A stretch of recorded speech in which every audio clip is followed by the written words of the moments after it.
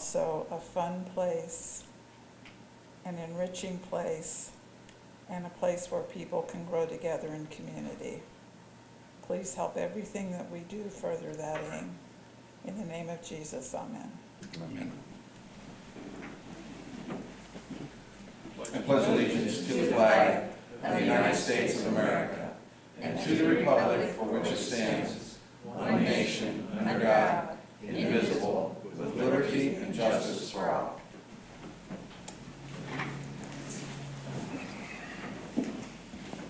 All right, thank you, Diane. Let the minutes reflect that Councilman Gross is absent. Any action taken tonight will still require 4 votes.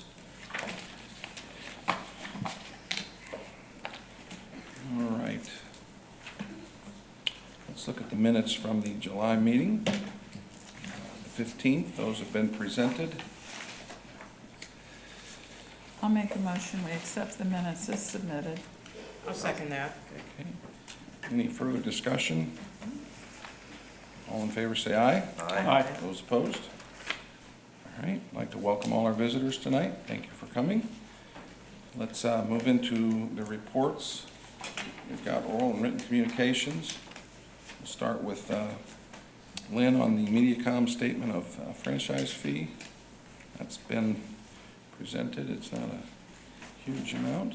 It's about the same as it was last year at the same time. A few dollars less, but not much. Okay. All right.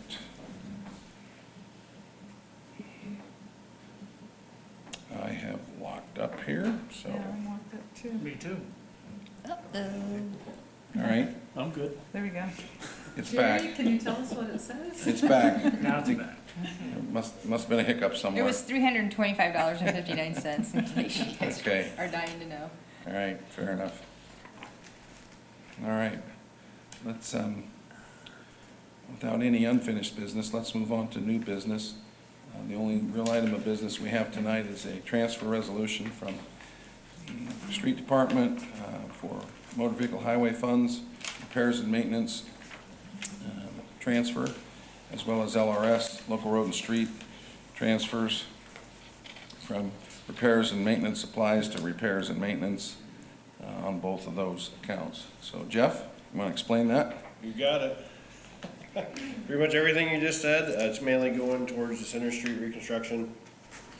That was supposed to have been completed last year and didn't get done. And so I'm taking monies from our 230s and sliding them over to help pay for that project to get it finished for this year. All right, questions? These funds from MVH and LRS are very specific to road repair and reconstruction and maintenance, so there isn't too much you can do with them other than what's being proposed. So the total amount's going to Center Street. It's I think the Center Street's 205,000. Since quite a bit of sewer work had also happened on that road prior to the water work, Brian's thrown in, I believe, 50 as well, which will take us right up to that 205 to do that project. Is most of that for West Center Street? It's all for that. Yeah. Oh, okay. Need to- Agreed. Then make a Any other Make a questions? motion to approve it, Jerry. Yeah, well, that I'll a make a motion? motion to approve. All right, is there a second? I'll second it. All right, any further discussion? All in favor say aye. Aye. Those opposed? Thank you. All right, thank you. So let's move on to kind of the meat tonight. Let's see here. Nick really wants to go first. Listed. All right. So before we get started, I want to talk just a little bit, kind of set the tone for the budgets this year. The first thing, we've just gotten some information on our net assessed value, and it looks like, as we thought, the net assessed value is going to climb pretty significantly as a result of a lot of the work that we've done, the projects and the annexations. I don't want to give a specific number tonight because we're still kind of muddling through that. We just got the information this morning, but it looks to be pretty significant. Last year, on the 1782 notice, shows that our final assessed value was $917 million. 711,317, and fire territory was 1.374 million.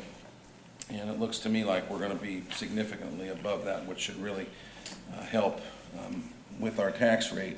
Now, obviously, with the annexations that we've done, we've got a pretty significant amount of projects going on for those newly annexed areas and properties that we are now responsible for city services. So some of that will obviously be reflected as we go through the budget. And I think you'll probably hear some of that tonight, especially from the street department, I believe.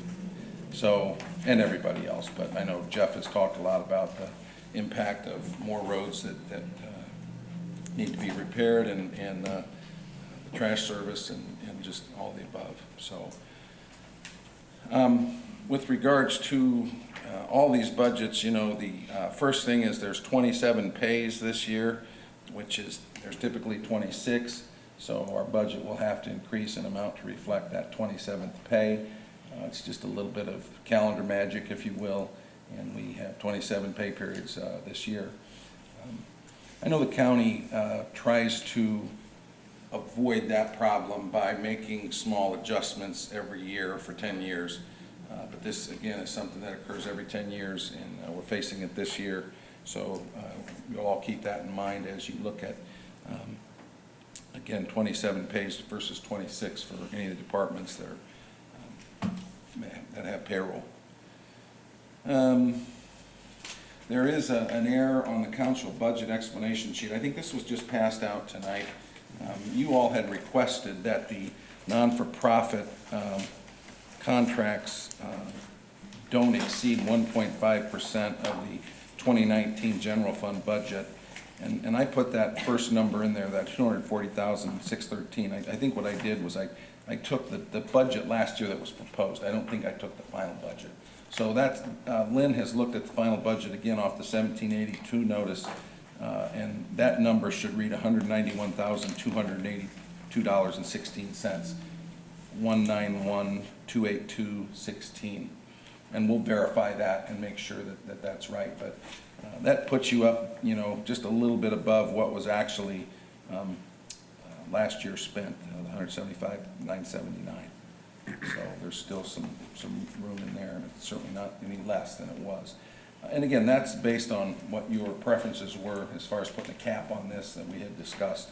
So you all can keep that in mind as well. Can I ask a question while we're on that? Sure. The list that we have here before us, is that the total list of requests that came? No, I just put what was on last year's. That's all I put in, because I can't anticipate who will and who won't. I just want to put a total number in and list what you can see the non-for-profits received last year. So if they come back, at least you have something to compare it to. But I don't believe that, they're all on there. So there could be some new ones this year, and those are just gonna have to be added to. Cindy, Yeah, you have comments on there that? is one new request, but only Okay. one. Okay, thank you. Okay. I had one other thing. I know we talked about comprehensive financial plan that you all will get a copy of. We met with UMBA about 3 or 4 weeks ago, and a lot of the capital projects, these large capital projects can change, the funding sources can change. So we had to go through the capital projects list and make some changes, trying to update as current as we can. This then will give you an idea of the previous 2 years of information of actual revenues and money spent with the current year, and then projecting ahead 2 years. So it gives us a 5-year snapshot rather than just a 1 year of our budget. And I think it'll help you all as you look at the general fund, the aviation fund, all the funds that are listed in here. It'll give you an idea of the balances and what's been spent. It'll also show not only the tax revenues that will support these projects, but other sources of revenue, be it grants, be it federal grants, state grants, and those are all pretty big numbers that typically you don't see in your budget because you're just concerned with the tax revenue supported projects and so forth. So this will give you a whole lot more information, and this is a draft.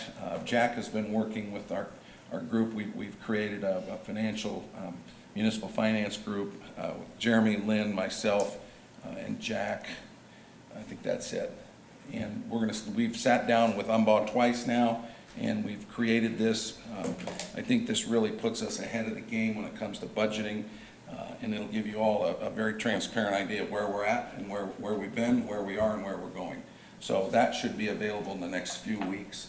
The final draft, you'll all get copies of this, and that'll supplement well with your budget information that looks primarily just at the property tax dollars. So, questions? How will we get that? Well, we'll get it to you. In the box back here? I will probably have Stacy call and remind Okay. you all to come pick it up. So, Thanks. I think that's it. Again, I do believe that there's really good news today about our assessed value, but I just want to hold back a little to make sure that we've got the numbers correct before we release that. But we should know within a few days. We'll sit down and pour through everything that we've got. And again, the majority of that is coming from the projects that have been done, as well as the annexations that have occurred. Jeremy, any comments on that increased assessed value and how our planning and strategy is starting to result? Yeah, it's not an easy thing to measure, right? So a lot of it comes down to, we did do quite a bit of annexation the last couple of years, which obviously adds to the AV. The other thing, if you look at the totals of new construction we've had over a 2 or 3 year period, you can start to see where some of those dollars are at. But because construction starts and when it gets assessed and so forth, it may not necessarily be that, we had $65 million in construction in 2017, but it may not hit the AV until, some of it may not hit the AV until 19, some of it may hit in 18 and so forth. So it really depends on when they're assessed. So I think a lot of what you're going to see from last year and this year is a lot of that construction that's been going on for the last 3-4 years is really now starting to hit those AV.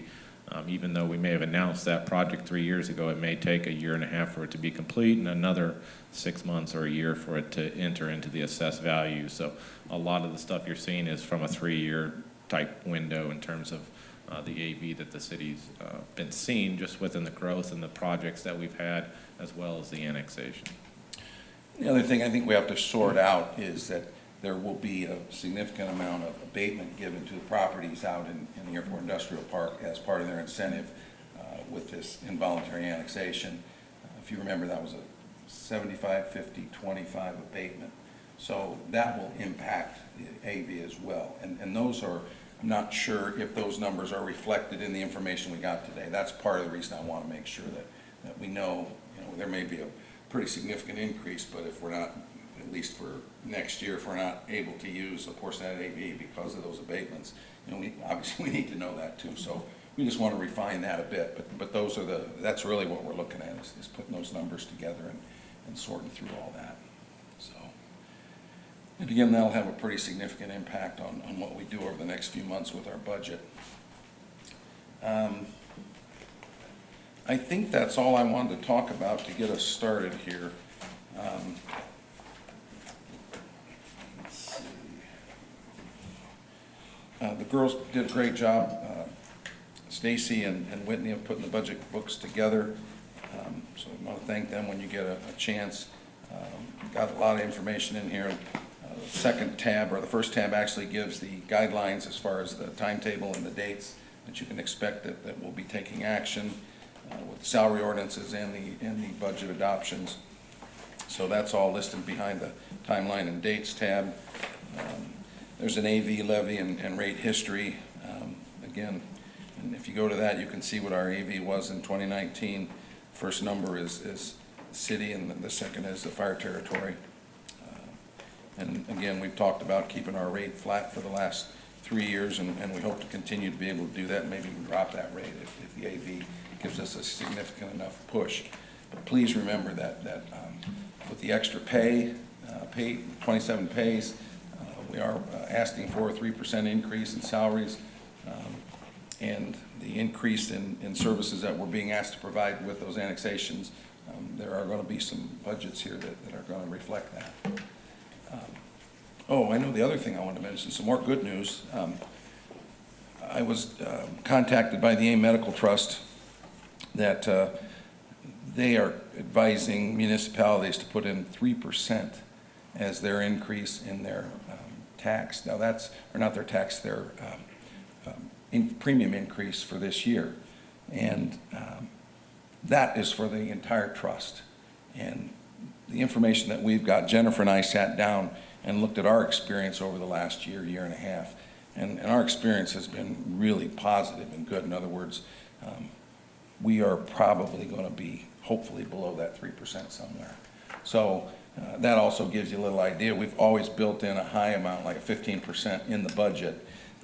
Typically, because we're still in that mindset, we used to self-fund our insurance. We'd have these wild swings in the insurance, and sometimes 15% wasn't enough. If you remember last year, I think we had an 8% increase in the medical trust. The medical trust had a bad year, but prior to that and throughout the history, we've had very good results in our premiums and with the experience that we've had and the trust has had. So it's been a great thing for the community, and now I think that with what I'm hearing, the note we've got that the average for the entire trust will be 3%. I'd say that probably is important to understand that it's going to be a lot less than it was last year, and maybe even less than the 3%. So we'll be able to line one a lot of those insurance increases, again, with a 15% increase being built into this budget. Now we have the opportunity to take a lot of that out as well. So that's it. So tonight we're going to hear from the departments specifically on their budgets. Obviously we don't take any action, but this is your opportunity to hear the department heads present their budgets to the public and answer questions if you have any. And you'll obviously have time as this whole process evolves to look at any changes that you might want in this budget. So tonight I don't know that we need to get too detailed other than for you all to get a good idea of what's being presented. And then if you have specific questions about a spending item, it's all fair game. And I think it's important that we take the time. We've got aviation, building and plan, cemetery, public works, and human resources. I know building and plan will be, they've got several budgets. Jeremy, you'll go through the TIF budgets tonight, correct? And the certified tech park budget and all that. So we'll have a lot of information presented tonight. Any questions before we get started? Okay. All right. We'll start with the aviation. Nick? And that is number 206. 206. And I'll start off and make your night really easy. My budget for 476 is going to be 0 for next year. We're rolling the money that we have in 476 over to 2021 for some capital projects that we have going on. And wait a minute. That's your aviation depreciation. Yeah, you jumped ahead on us. I was just saying He doesn't have a 0, budget we don't for have a this budget year. for that. Right, but I want to make sure you all Yep. understand that there's no budget because there's nothing being spent out of there. And you might explain I will that. explain that at the end of 206. So the way that my two budgets work, just for a refresher and those who don't know, all of the profit that the airport makes on fuel sales, oil sales, any of our land cash rent, any of the profit that we make, 95% of that goes into my 206 fund, which is our general operating fund at the airport. 5% goes into what is called the depreciation fund. It is not it's more of a capital improvement program fund, but it's just called the depreciation fund. That is 476. So as far as my budget is concerned, it's pretty straightforward for the beginning of it. Salaries, wages, and benefits are, we use numbers that are given to us from HR, and we put that together. We did not see as big of an increase in salaries and wages with the 27 pays next year, because in this year we had one of my employees had retired, and so we had built in some extra funds for training new employees and getting them up to speed. We were able to pull that out of our salaries for next year, and so we didn't see as big of a jump in our salaries and wages. The one area that you will see that did go up pretty substantially is the cell phone allowance. This year, we budgeted $1,560. We're taking that up to $2,640. Part of that is a new initiative that we are working towards with the trucks and equipment that plow snow at the airport.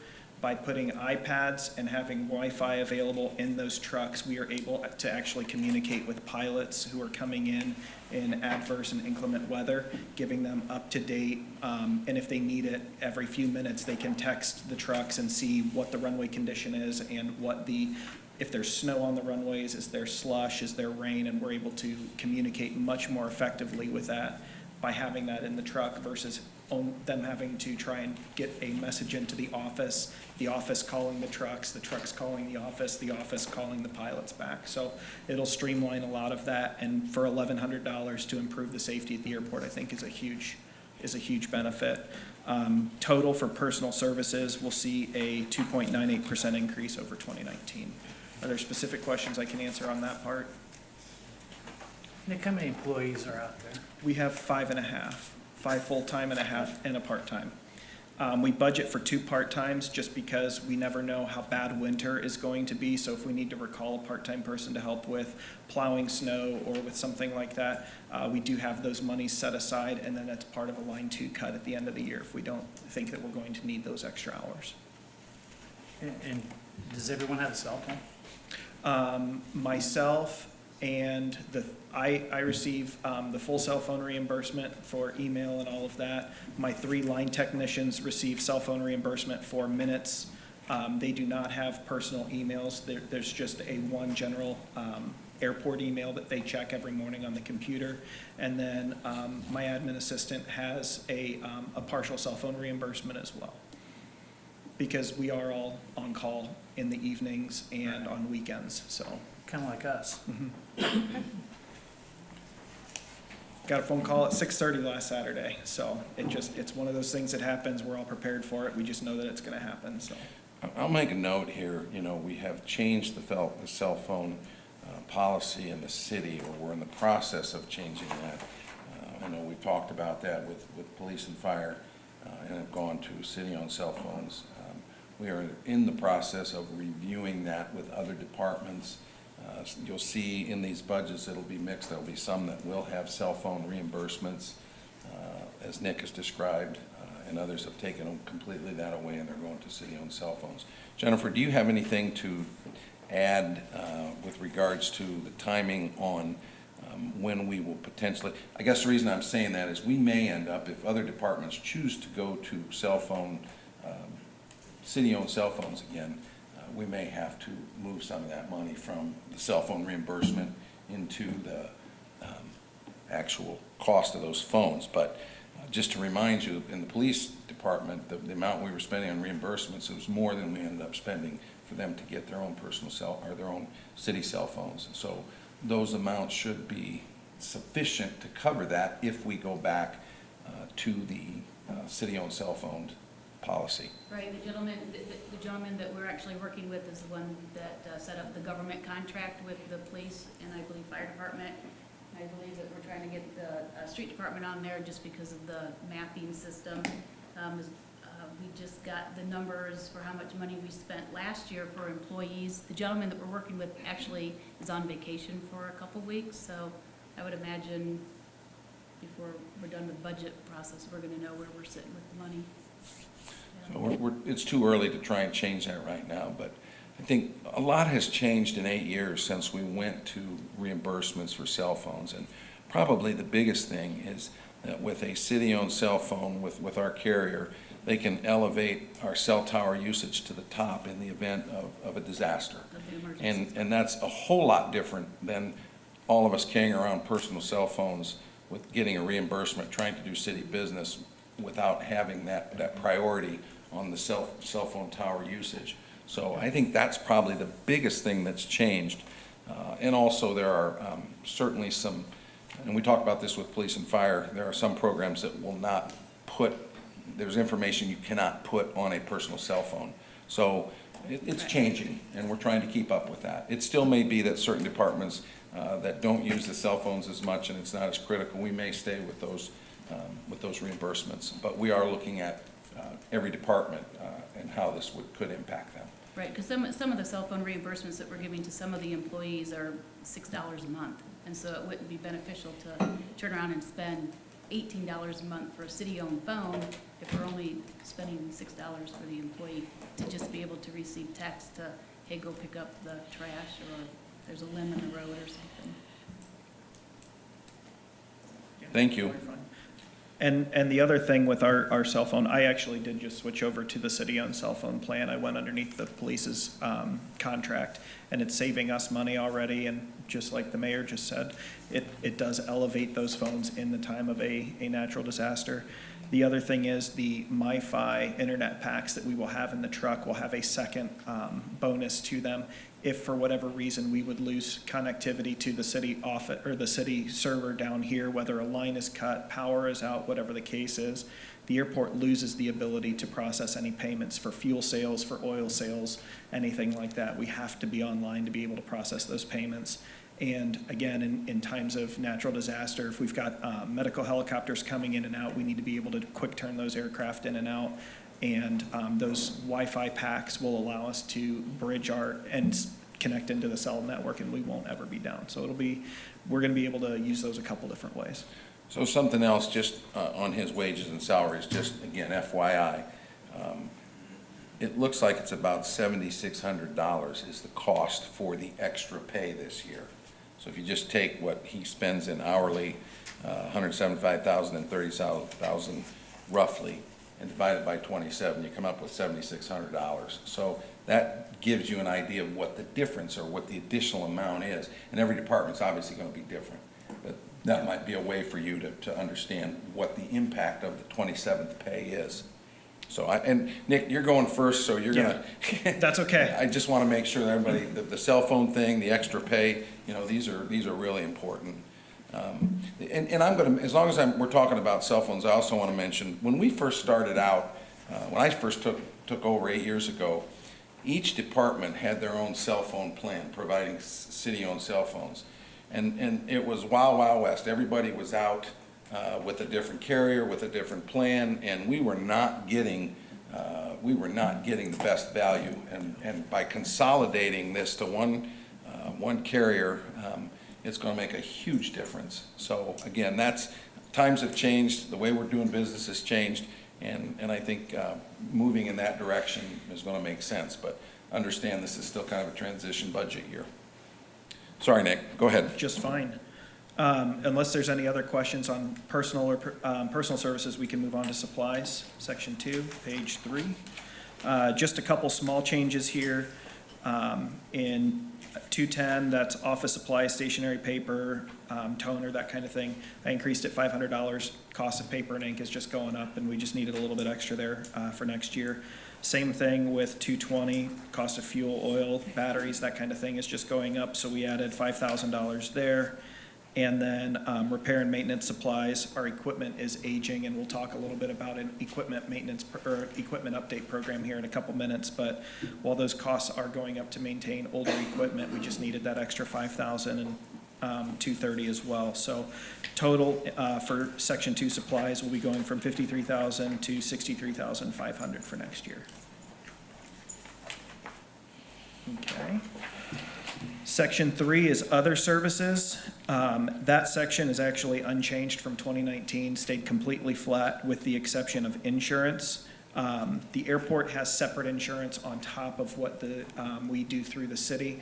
It's called hangars, keepers, and liability insurance. So that is, the hangars, keepers is for all of the hangars at the airport if there was ever a fire, an incident, something like that. We actually had a car last winter who was trying to stop as they were pulling into a city-owned hangar, and they didn't quite stop because there was a little bit of ice and they ran into a hangar door, and so we had to do some repairs to that. Our hangars keepers insurance covers that. Then the liability insurance, heaven forbid we hit an aircraft or there's damage that we cause to an aircraft at the airport, that liability would cover that. So we always budget 15%. The last 3 years, it's actually stayed flat. We have not seen any increase. So we're hoping that this year that is the case again, but until we get those numbers in a couple months, we'll budget 15% over, and then hopefully Line 1 cut that out.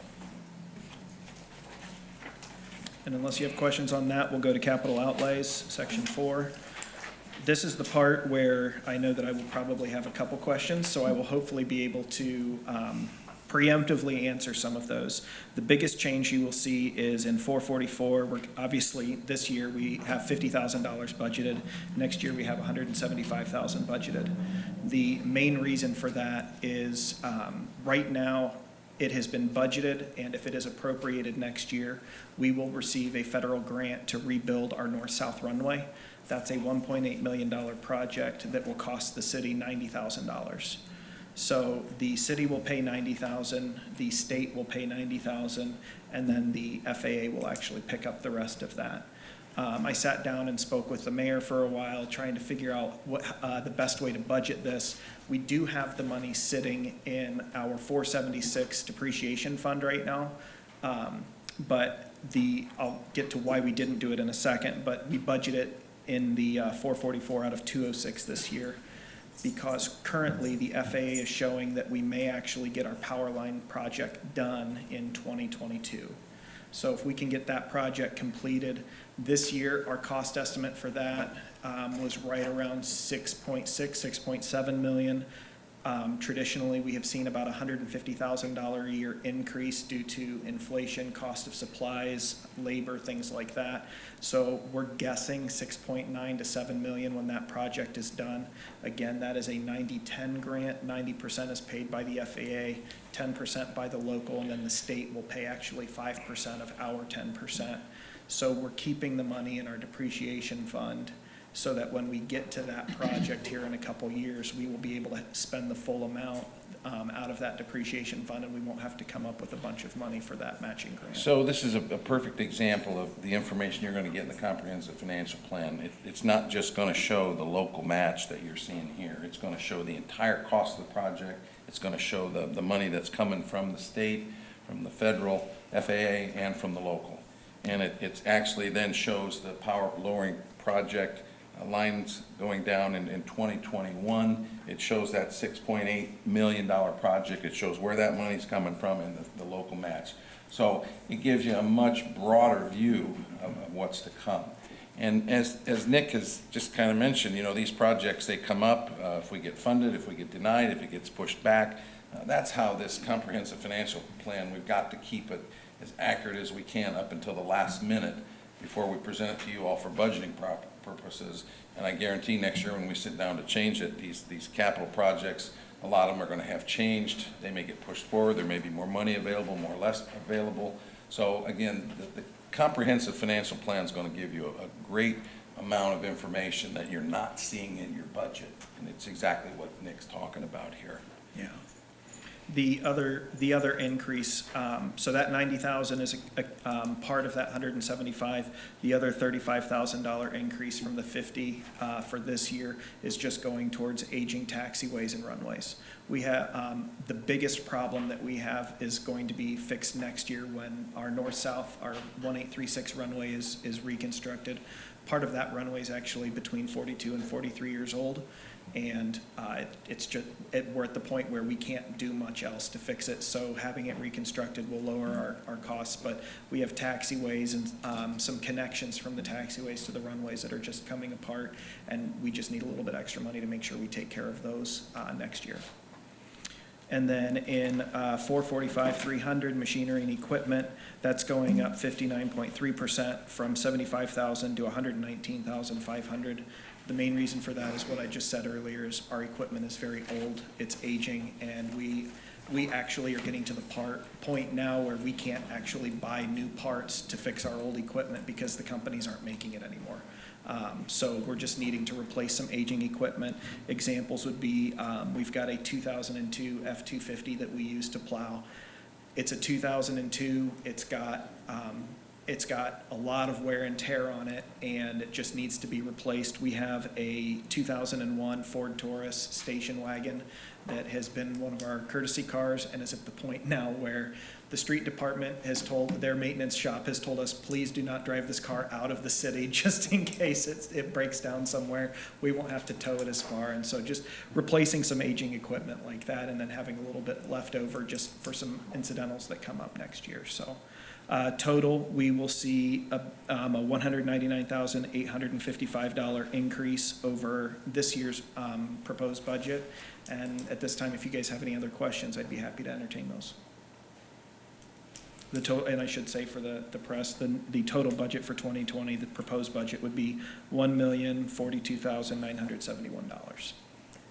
Nick, when you have to redo a runway like that, do we then have a loss of revenue for a period of time? We're lucky because we have two runway surfaces. We have an east-west runway and a north-south runway. And our main runway is actually the east-west runway, and I've gotten a little bit of pushback from our corporate pilots because they use the east-west runway more. They would like it redone.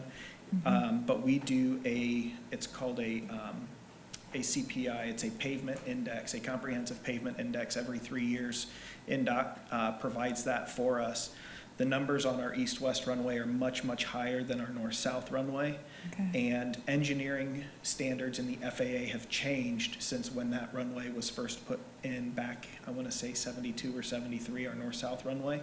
And just by repaving the runway and changing how we paint the ends of the runway, we're actually going to gain about 500 or 600 feet of takeoff and landing distance on either end of the runway, which will then allow the larger jets to use that as an alternate runway when we go to redo the east-west runway in 5 or 6 years. Okay, thank you. Is that plow truck the only plow truck you have? No, we have 3 pickup trucks. oh, We have good. 2 350s and a 250, and then we've got an old L8000 that we bought from the county a couple years ago that we're trying to limp along for another year or two, and then hopefully get some FAA funds to help get us some new snowplow equipment. You have a de-icer? We do have a runway de-icer. We do not have an aircraft de-icer. That is something that we are working towards purchasing this year. The runway de-icer is a trailer that allows us to put down solid and liquid de-ice on the runway. So we can choose one or the other. I'm sorry? But not for an aircraft.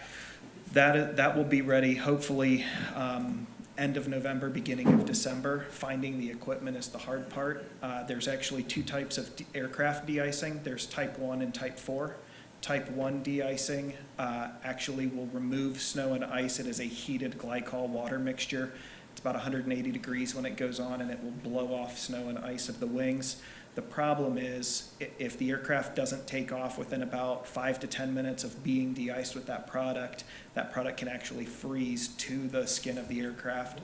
That is where type 4 comes in. You typically will remove the snow and ice with type 1, then add type 4. It's kind of gross, but it's basically a mucus type substance that goes onto the wing, and then at about 110 miles an hour, the air pressure shears that off of the wings as it takes off into the sky then. Because once the aircraft is in forward motion, ice won't stick to anything but the leading edges of the aircraft. Thank you.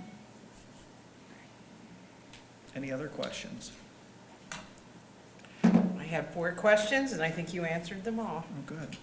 And just to answer a question about the funding for the de-ice truck, we're actually working with our fuel provider to build that into what my goal is to build that into the cost of our fuel.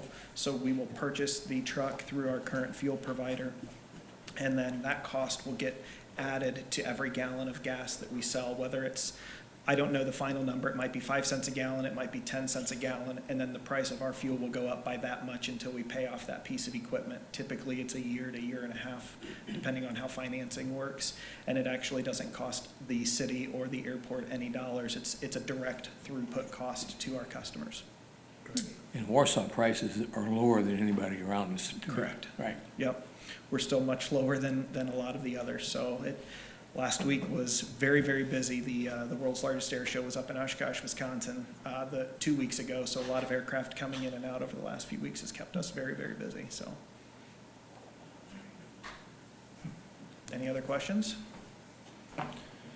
Just want to mention something else. The Aviation Depreciation Fund has been building reserves, for, again, what's shown on this capital improvement plan, this comprehensive financial plan. And this year, the reserves are about $309,000. With fuel sales, we're projecting up to $414,000 will be available in 2021 when the power line project occurs. And it appears that our match will be about that 400,000. So Yeah. that's, again, more information that you'll have. You'll be able to historically see revenues and the spending from each last 2 years, current year, and projected 2 years ahead.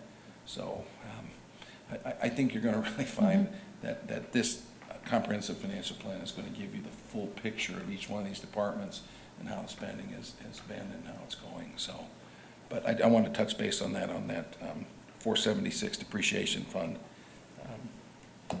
There'll be adequate funds, and again, that's the whole reason for planning ahead. Yep. All right? All right, any other questions of Nick? All right, you're done. Thank you. Nick. All righty. Jeremy, building and plan. We'll start with the building and plan budget, which is number 9. Number 9. And take it away. Pretty simple.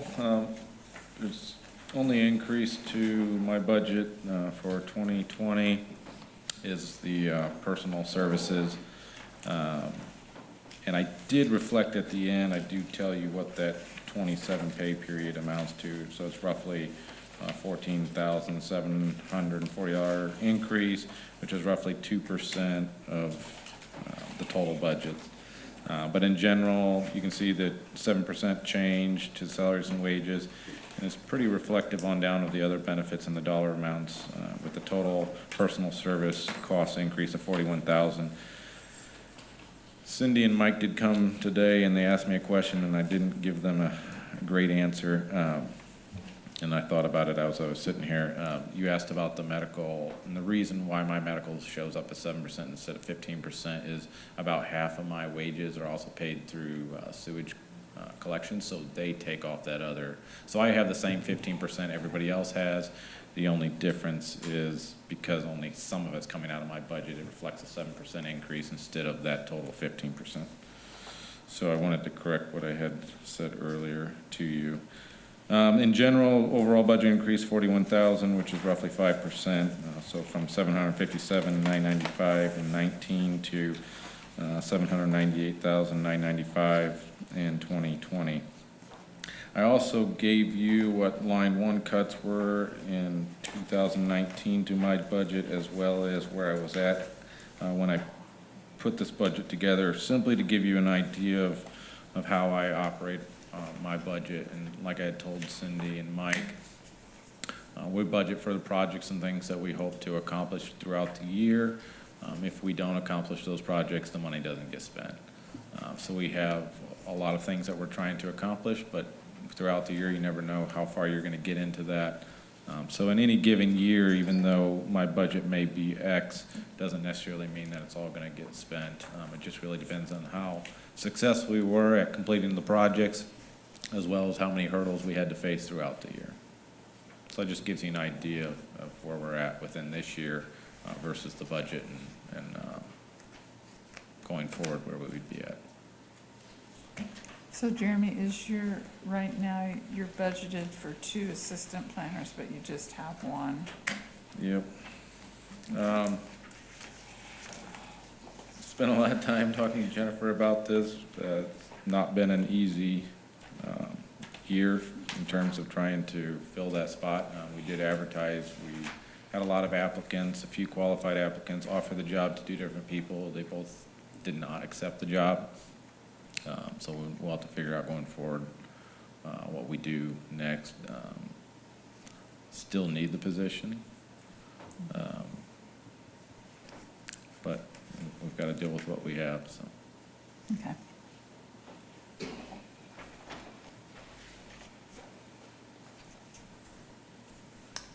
Any other questions on building and plan department budget?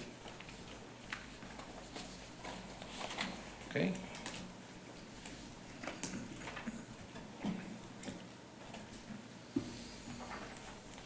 What do you want to hit next, Jeremy?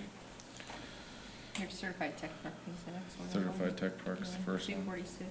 Can do that as soon as I find it. Certified Tech Park is the increment we get from the state based off of sales tax and employee taxes. I do kind of have, at the bottom, you'll kind of see a budget total and a revenue total, so I can give you a pretty good idea of where we're at. This, we receive up to $5 million for the life of that, increment. So we're capped at the $5 million. Now the state recently passed some legislation that would allow us to get some additional funds after we're capped at that $5 million. But you have to earn the additional money. So you get capped at when you hit your 5 million cap wherever, you basically start over again from zero and then go up. So it's not like they're giving you money that you've already worked hard to get. You have to earn more money to get more money. So we're still working on that with the state, and hopefully some of that legislation can be changed yet, but there could be in the future opportunity for this increment to continue beyond the 5 million cap. So if you look at end of 2018, we had roughly 676,000 in that fund, which total funds in 2019 of 916,000 to work with. Our budget for 2019 was 692,000, gives us a year-end balance of 224,000. We expected revenue in 2020 to be somewhere around the 240,000, which gives us a total revenue for 2020 of 464,000. What I have budgeted is 25,000 in engineering, the 67,000 for OrthoWorks, which is part of our agreement with them for Accellinks, and then 200,000 in capital outlays to go towards projects that will continue to increase and sustain the technology park, which gives us a total budget in 2020 of 292,000. So the state is very specific with what they allow you to spend these funds for. And as Jeremy's mentioned, essentially you can look at accelerator development as one source, and then just infrastructure improvements within the park itself are allowed with these funds, and that's basically it. The whole idea is to develop high-tech opportunities for high-tech manufacturing through accelerator development and other means, and that's the whole purpose of the tech park increment that we are allowed to utilize.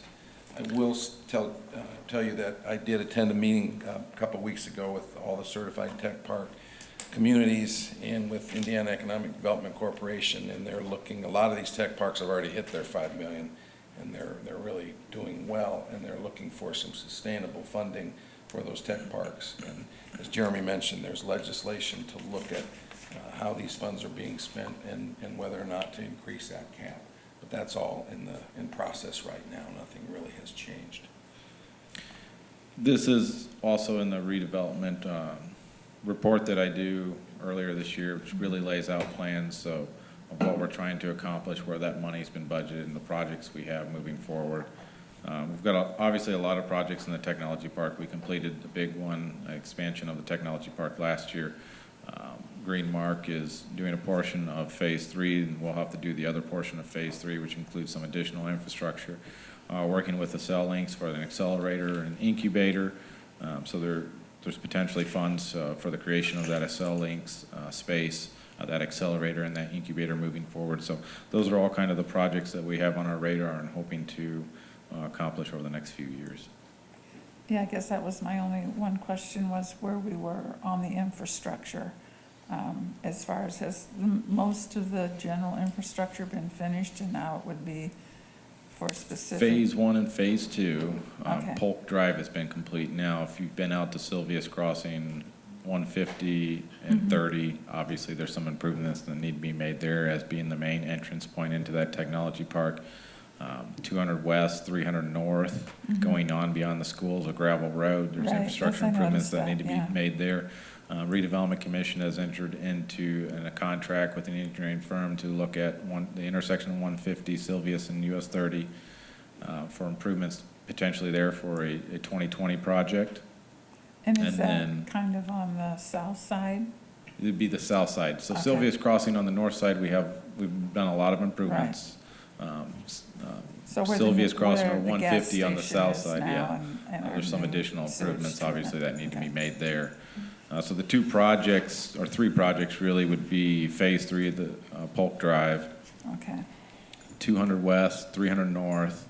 Whether we combine those into one project or separate them in two projects will be dependent on where we're at funding-wise for the Northern TIF District and the Certified Tech Park, that funding we have available. Or a lot of these projects we're trying to do with cash, right? So we're trying to use the increment that we have and accomplish these without taking debt and leave the opportunity for investment in companies themselves. So a lot of the bonds we've done have been investment in companies, and we're trying to use the cash that we have to complete the infrastructure to get the companies to come here. So it's kind of a dual approach to trying to generate jobs and new business. So a lot of the projects we're doing the cash when we have them. We've got a pretty good plan in that Northern TIF District in terms of what we're trying to accomplish with the road improvements and infrastructure and the continual expansion of that technology park to the west. So all of that's laid out, but it's all based on funding. So as we have funding that's available, we'll pick off these projects one at a time. Right now, we're shooting for 2020 to do something to that intersection. okay, 2021, we'll probably look at 200 and 300. 300 desperately with being a gravel road. I know the street department's had issues maintaining that, so that's high on our list to actually put more of a city street there in terms of asphalt. Now, whether or not we do the curb or not will depend on the drainage, and a lot of that will come through the engineering to see what we have out there in terms of drainage ability to drain that storm water to a point.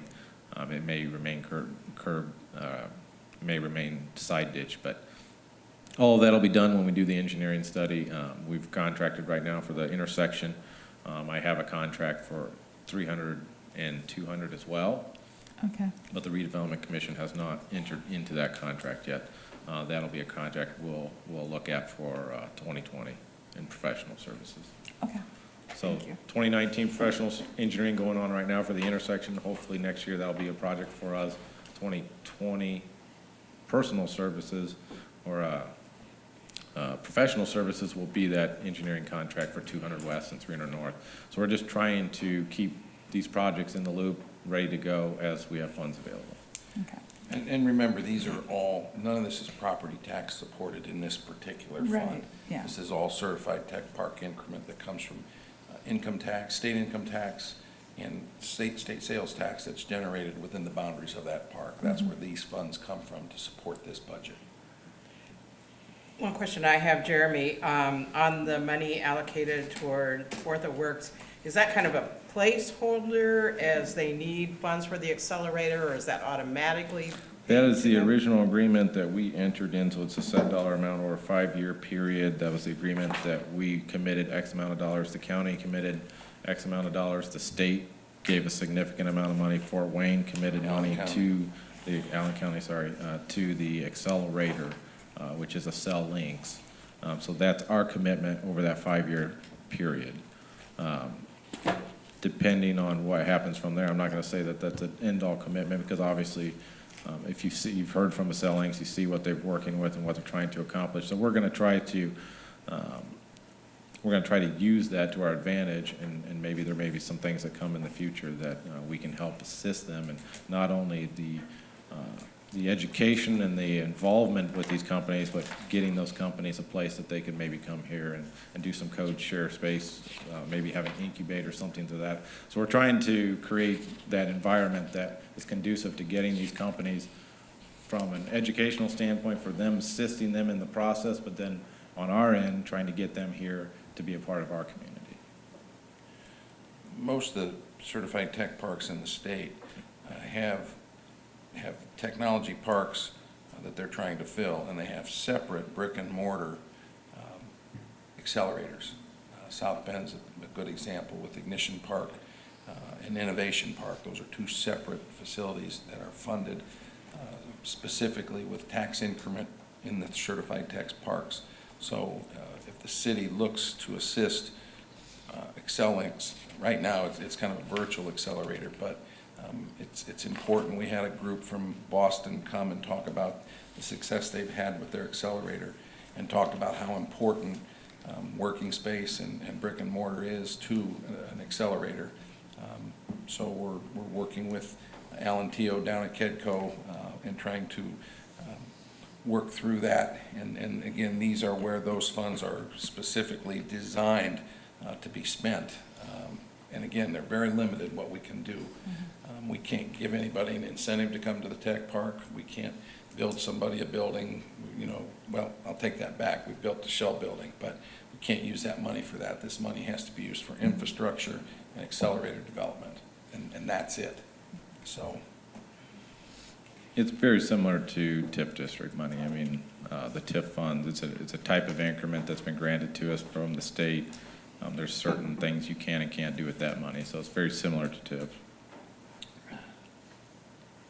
Okay, any questions on the tech park budget? Okay. Next one, Jeremy, you want to go to the TIF districts? Probably redevelopment general. 271? Yep. 271. Save the best All for right, last. redevelopment general. So end of 2018, we had roughly $460,000 on hand. 2019 expected revenue was 170, which gave us total funds in 2019 of 630,000. We had a 331,000 budget for 19, 300,000 dedicated to the senior housing project on Market Street, which gives us an expected balance for 2020 of 298 with roughly 170,000 in revenue. I should say 2020, I just noticed that. So roughly 460,000 in 2020 to budget with office supplies. This is what runs the redevelopment commission. So this is the budget that is paid for their office supplies, any professional services that they need, travel, printing, bonds, and other services. All those stayed pretty much the same. The bonds are state statute. Every year we have to have bonds for the redevelopment commission members. We discussed that today at the redevelopment commission. Engineering, a lot of that goes to pay for our bond requirements and reporting. So there's 30,000 in there for that, and the big one obviously is 250,000 for infrastructure projects. Because we have a redevelopment general, which is a little bit different than a lot of communities have, this is an actual tax supported or tax rate supported budget, which allows our redevelopment commission a little bit more flexibility in terms of how they operate, but also in the projects we select that don't necessarily have to be in a TIF district. So like on Market Street, we're able to use that for affordable senior housing, and it's not in a TIF district. So these funds that we have are really valuable to us in terms of being able to do projects outside of TIF districts, but that have a huge impact on our community, like Market Street, potentially Gackey, potentially the Arnault property for demolition. So that this money is kind of earmarked for those potential projects outside of those TIF districts that our city could use to enhance certain areas. So it's not necessarily earmarked for any one project, but certainly Arnault and Gackey and the Tinky property are all possible sources for this funding, as well as the gas station on 15 that we just acquired for demolition and environmental cleanup, potentially for any projects within the park itself. All of those are potential projects we could use this funding on. Gives us a total budget of $281,925 for 2020. Questions?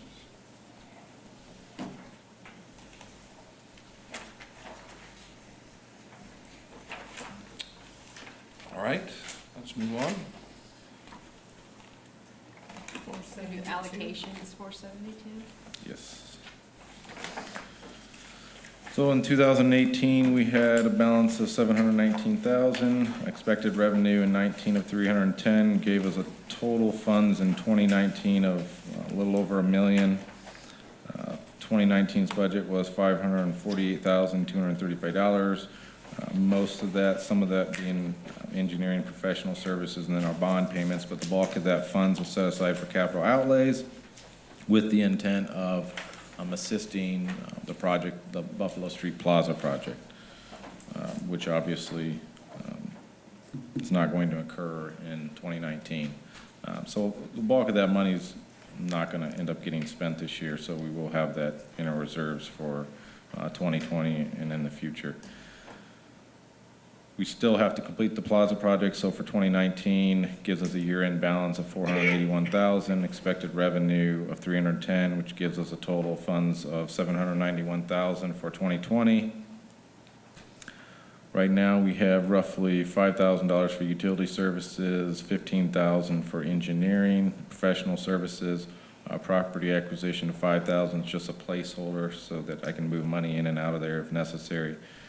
Capital outlays of $250,000, and then our bond payment for Buffalo Street of $159,750. This is the bond that we did for the Buffalo Street infrastructure. We retired the City Hall bonds this year, so those have been completed, and now the Buffalo Street infrastructure bond will be paid for going forward. Capital outlays $250,000 would be potentially for that plaza project. Potentially for other parks projects in that area, as well as any other downtown projects that are on that list in that capital plan as part of the redevelopment budget. When I did this budget, obviously, the 427 was expected to be allocated towards that plaza, potentially depending on what the cost was and so forth. Moving forward, because we're not going to spend that money most likely this year, there will be some additional funds in that budget. So we may do an additional appropriation if necessary, to complete the Buffalo Street project once we bid it out again, and hopefully get a little better pricing, giving a longer construction period, as well as any other projects we might want to do next year. So the downside of doing budgets when I did them was it was prior to the Buffalo Street bid. Total budget of $434,750 for 2020. If you have any questions on that, certainly I'll try to answer them.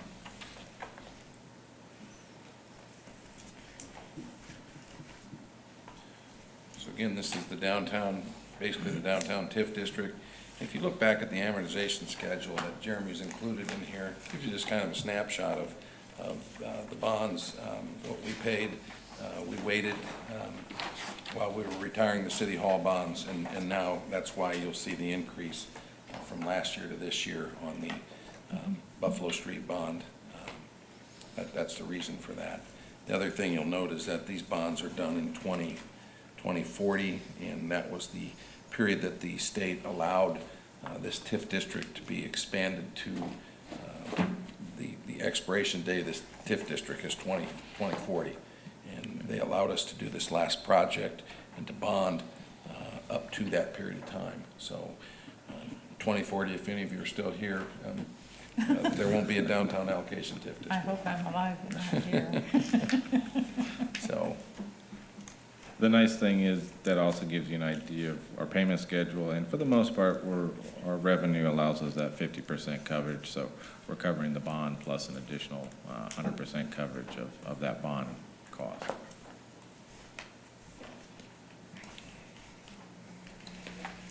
it was nice getting City Hall paid off last year, so you don't see that obviously on this year's budget, nor next year's. Okay. Next. 475? Yep, 474. 474. Oh, yeah, we can do that one. I'm gonna save the 475 for last. Yep. So big changes here, right? We did the annexation, we did the TIF consolidation, so the Eastern TIF District's gone for next year, so 2019 was the last budget year for the Eastern TIF District going forward. The Eastern TIF District's been combined with the Northern TIF District, so we'll only have the one budget, this budget going forward. And that's why you'll see a little bit of difference in the revenue from the previous year. It's including that revenue that was coming from the Eastern TIF will now be folded into the Northern TIF. So in 2019, we had a balance of $4.5 million, expected revenue of $3.1 million, gave us a total funds in 19 of $7.6 million. We had a total budget in 19 of $6.1 million, with roughly $400,000 $4.5 million in projects, and then our typical bond payments and the sewage pledge of $600,000. The $4.5 million was targeted to 2 projects, the industrial park, Airport Industrial Park Sanitary Sewer Project, roughly $2 million was allocated towards that, and then $2.5 million was allocated towards the 300 North project for 19. Airport Industrial Park project's been underway for almost an entire year now, well, half a year, since January. They've been out there starting to move. Lots getting done, but it is a 2-year project. Its finished date is until August of 2020. So that project will be ongoing not only for the rest of this year, but also through most of next year. There's a lot of pipe. I think it was 18,000 linear feet of sanitary sewer pipe that we're putting in the ground. So really, really big, but really great project moving forward. 300 North is set to start in September. Based on what the contractor's telling us, that we'll still try to finish that project before the end of this year. So very tight window for them to get that project done, but that is what they're shooting for. So those were the 2 projects for 19. Going forward in 2020, we have a beginning balance of $1.4 million roughly, with expected revenue of $3.1 million, which roughly gives us $4.5 million for a budget in 2020. We have some of my salary, and the engineer's salary comes out of this budget. We have our typical sewage bond pledge of $600,000, which goes towards the original TIF, or the original bond for the expansion of the sewage plant, and I think '01. And we'll roll forward for the life of this district on the new expansion. So that will continue throughout the life of this TIF district in terms of the $600,000 pledge from the Northern TIF district towards that project.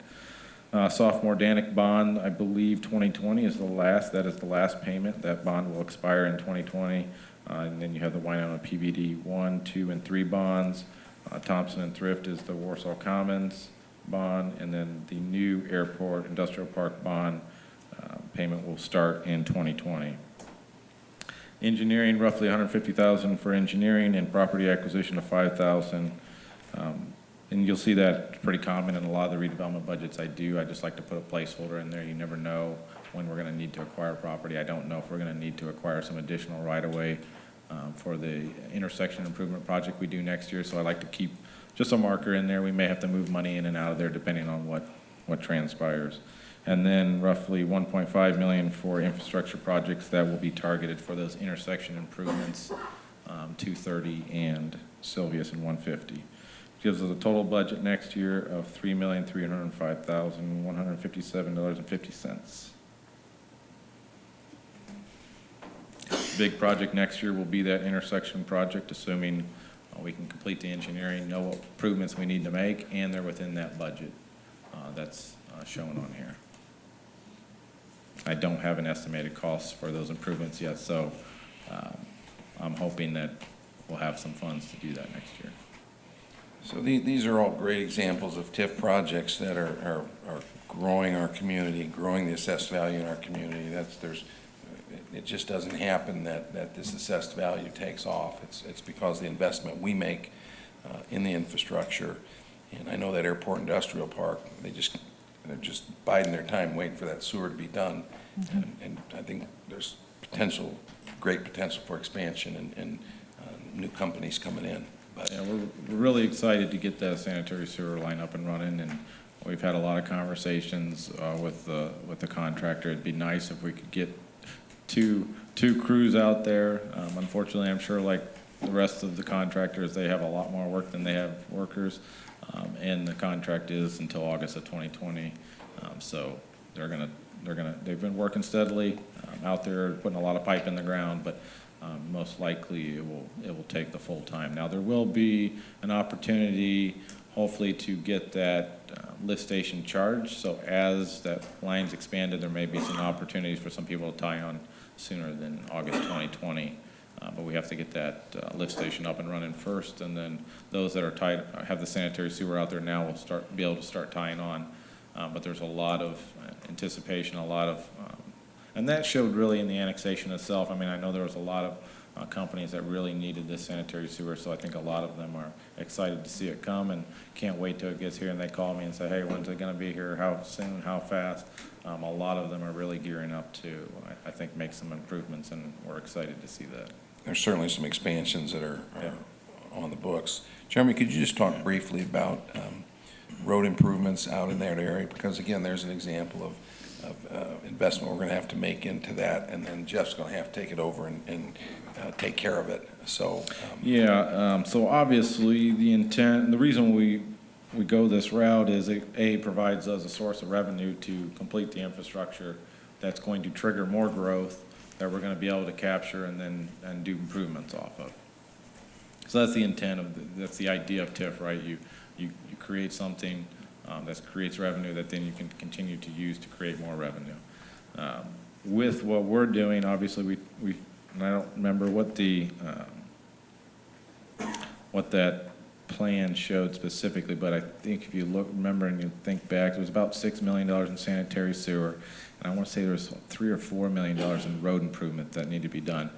Phase one, obviously, was the sanitary sewer. That's the driving force for the growth. The roads are not great out there. So the road improvements that we're doing as part of this project will help, but there's some long-term road improvements that desperately need to be addressed. A lot of what we are doing will sustain it for the next five or 6 years, and will allow us to see that growth happen, will allow us to capture that growth, and then work with Jeff to make improvements going forward to some of those roads out there. And not just improvements in terms of the asphalt.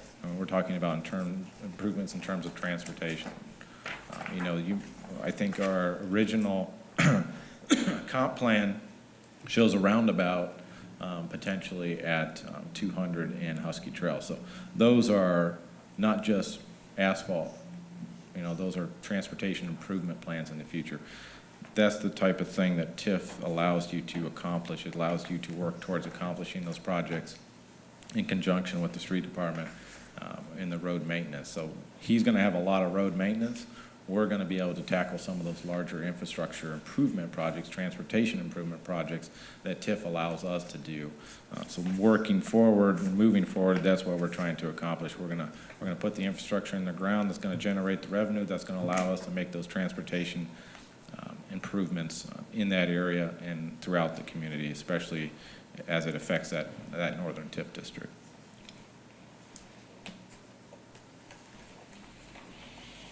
questions? Northern TIF District. How long did we extend the life by adding the eastern TIF? So TIF works based on kind of a revolving door. As you add, its life is based on when it's added. So there's some sections of the northern TIF that'll roll off, I think in like 13 or 12 years. Some of that TIF will roll off in 20 years. So the Eastern TIF District's life started with the bond issue we did last year at 25 years.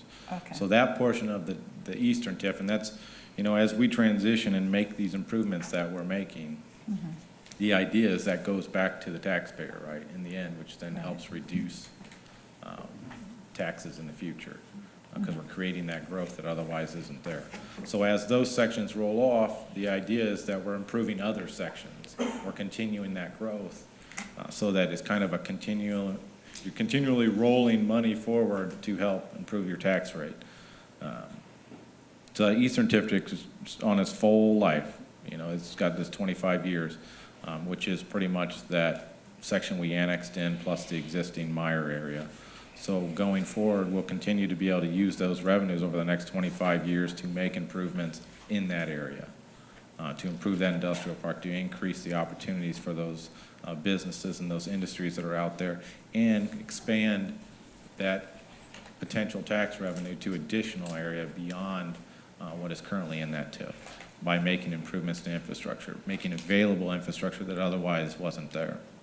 I believe there's 160 acre parcel plus another 100 acre parcel to the south. So there's 300 some acres out there that all of a sudden will have sanitary sewer within a stone's throw, that all of a sudden it becomes more developable. So that's really the goal, right? We're just constantly rolling that forward, making those improvements, making those investments that's going to make future investments possible. Thank you. Jeremy, where did you say that roundabout was, you were hoping? It'd be to put? Husky Trail and 200 North. Okay. It's a good place. Needs it. Yes. Bad. Been out there, especially when Parker Street was under construction, it was, or not Parker Street, Husky Trail was under construction, it was terrible. But at certain times of the day, that traffic stacks up. And then you have the same kind of convergence, you have people coming in and coming out, people trying to get into Warsaw, people leaving the industrial park. A four-way stop can be tricky and dangerous. And we're hoping maybe some transportation improvements and possibly a roundabout will help allow that traffic to move at a safe and constant pace.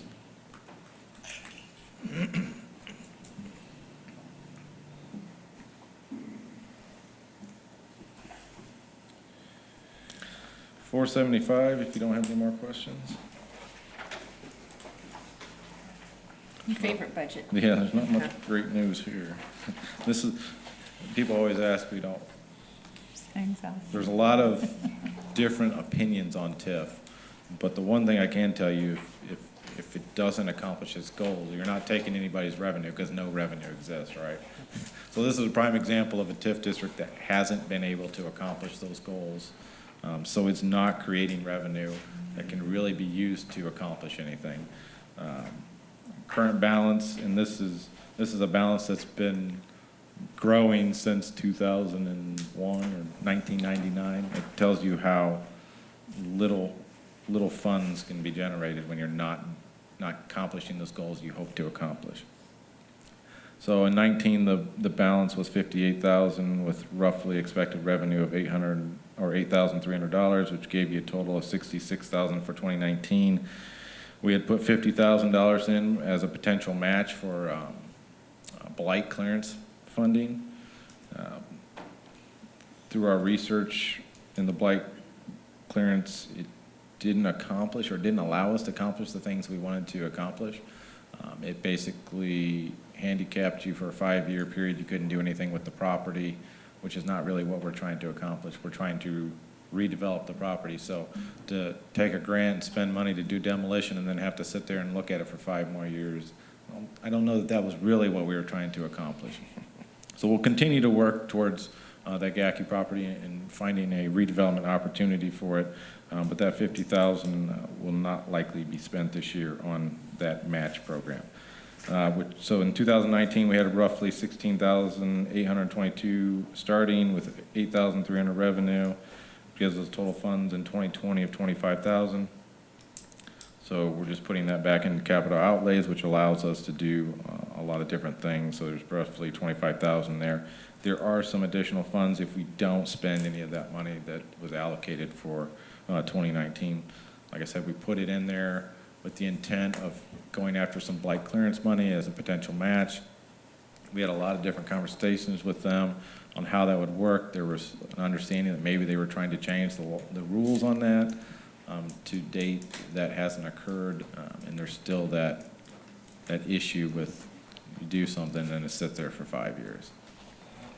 So we could move some money around in 2020 if need be, if another project were to come forward. But as of right now, we'll have the $25,000 in there to work with next year.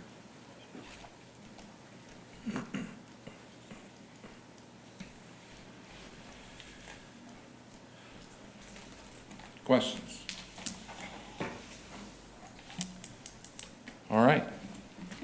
Jeremy, thank you. I know got a lot of responsibility with those TIF districts, and certainly appreciate all the work you and your department do, as well as the support the rest of the departments give those really important areas. And certainly with the last few years of assessed value growth, last year I think it was 38 million, and this year maybe north of that. So we'll just appreciate the work you've done and what that's meaning to our taxpayers and growth of the community. So Thank you Yep, very and certainly much. if you have any questions, I know this is a lot to take in a very short period of time, especially when you're dealing with those TIF budgets. Mike has the luxury of sitting on the redevelopment commission, so he gets to see it a couple of times. And Cindy came in and we talked quite a bit. So certainly if you have any questions going forward, don't hesitate to email or call me up or come in and meet with me or come to the redevelopment commission. And I really Thank you. appreciate the report you supplied to us at the beginning of the year, because when I use that report and I look at your budget, then it's pretty clear to me. Yeah. So that's very helpful, thanks. You're welcome. Thank you. Thank you. All right.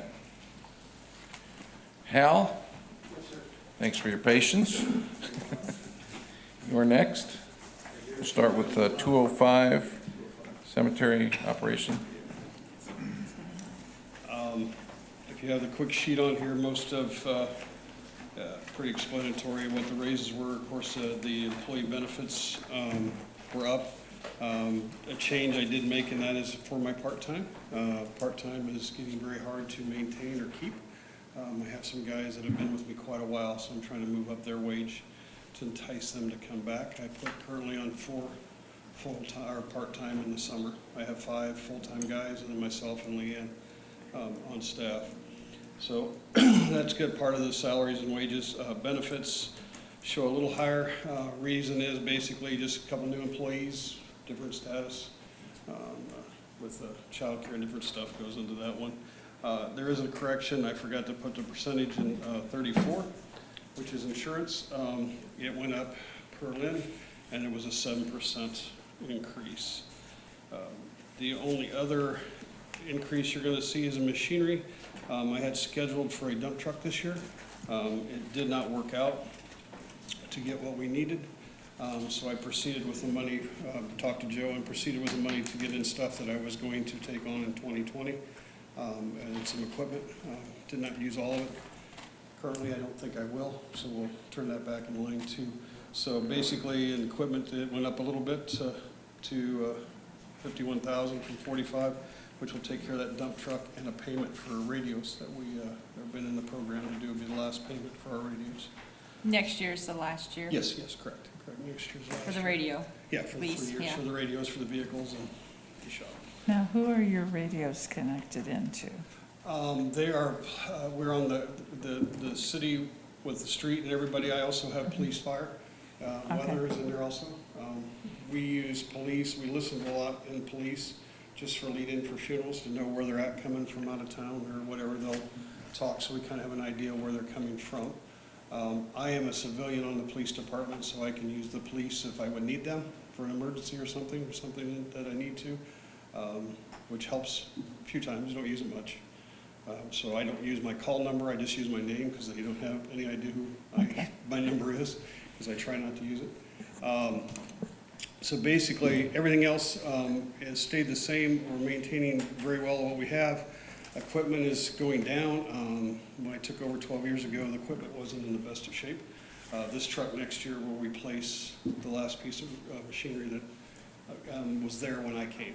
So we're basically now just maintaining, trading in when the value's good to reduce standard warranties, stuff like that, mowers. So we're doing good. We're more into now improving the cemetery.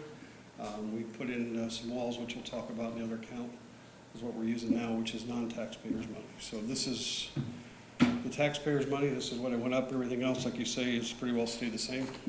For a current total budget of, $762,861.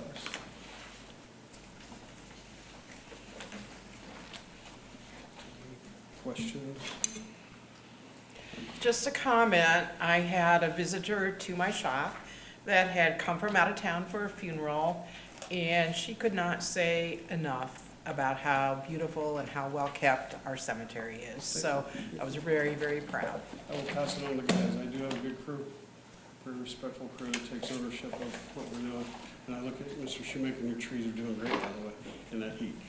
So, You do good work, Hal. but You guys do good, really good work. Thank you very much. Any more questions on that? I'm sorry, I'm glad I'm not as complicated as Jeremy.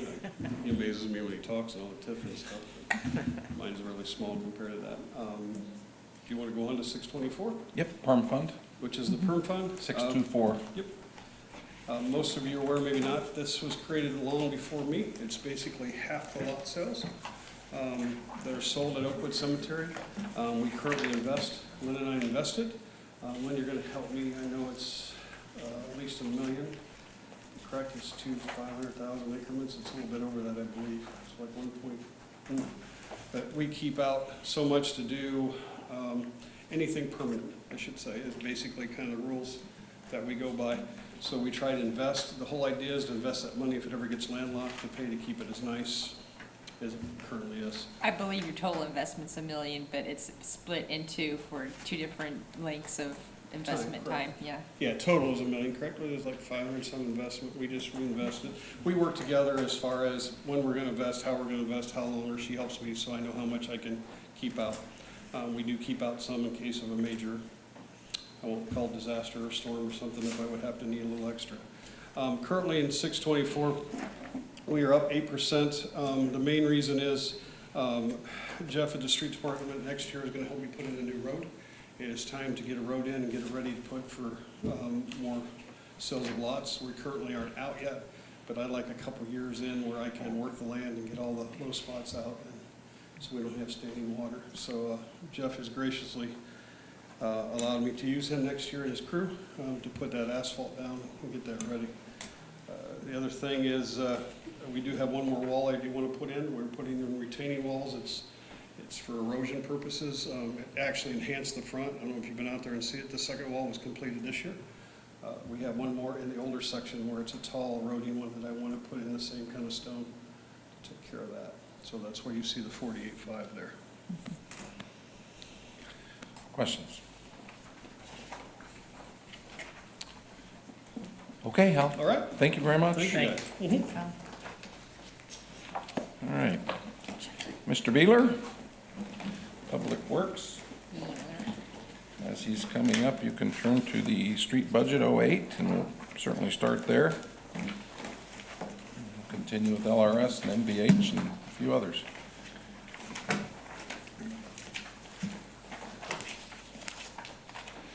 Alrighty, here we go. General fund, salaries and wages, total increase for that would be 6.9%. You see below that it is 3%, which was initially put in for the raises, but with the 27 pay, and increased it to 6.9%. Employee benefits up about 4%. Total personal services is 5.79%. Cell phones in that line stayed the same. In supplies, all the way down the whole page, everything held the line in that category, no increases.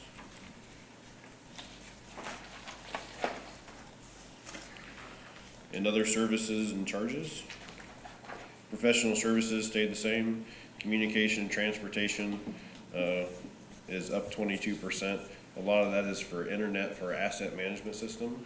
We have purchased iPads for our guys to use, and those need internet to be able to connect back to the server as they're out in the field.